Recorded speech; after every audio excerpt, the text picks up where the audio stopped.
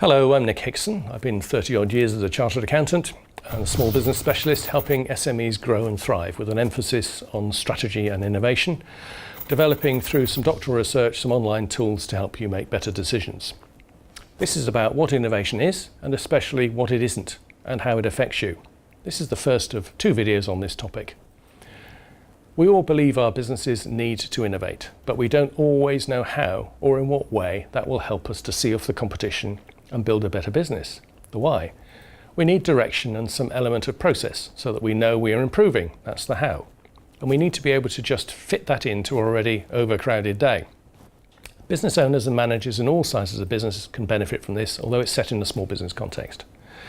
You should be able to set clear innovation goals, know how to achieve them, and be able to measure some progress over these set of 2 videos. Innovation's the lifeblood of any business, yet it's hard to ensure it happens. Businesses need to respond quickly and appropriately to challenges and opportunities. They have to respond quicker and better than their competitors or they'll wither and die.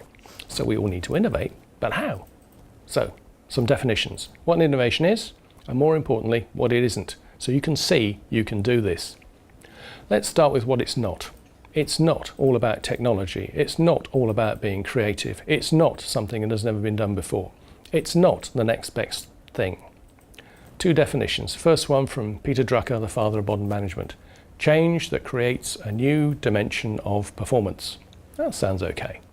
Let's make it even easier. This is mine. Something different that has a measurable impact. Note it doesn't mention technology and creativity. Different to you, which can be an internal change or an external one, as long as it has a measurable impact. I like something different that has a measurable impact, so let's keep that in mind.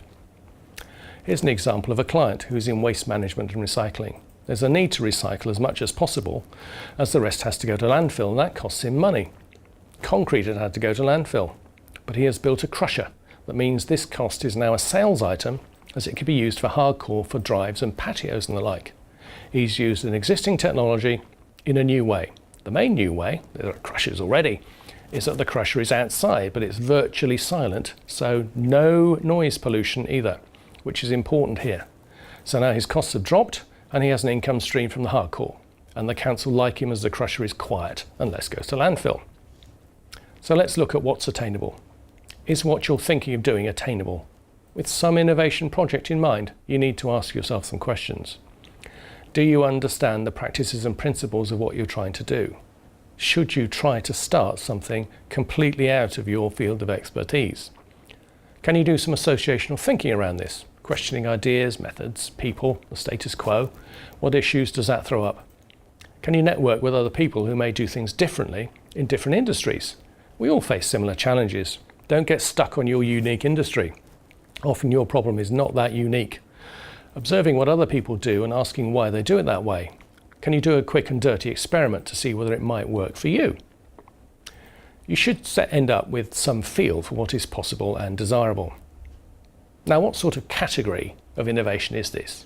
Is it a different type, a new product, a new distribution method, a new method of working, a new revenue model?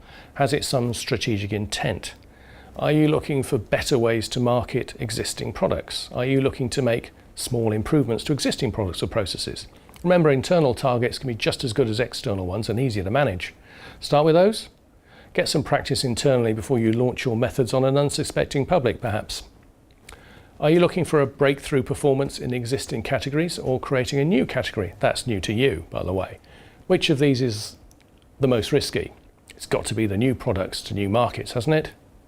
Keep the risks in mind at all times. Let's go back to our silent crusher example. He used existing markets and just refined an existing technology to fit his needs. So now you know what innovation is and importantly isn't. And by asking questions of yourselves and what you can achieve, you know how to develop an attainable innovation and what sort it is. You also know some things not to do. We'll come to those later, the process of making it happen. You've got enough to think about here already. And in the meantime, I put all of this information in a PDF which you can download from the website.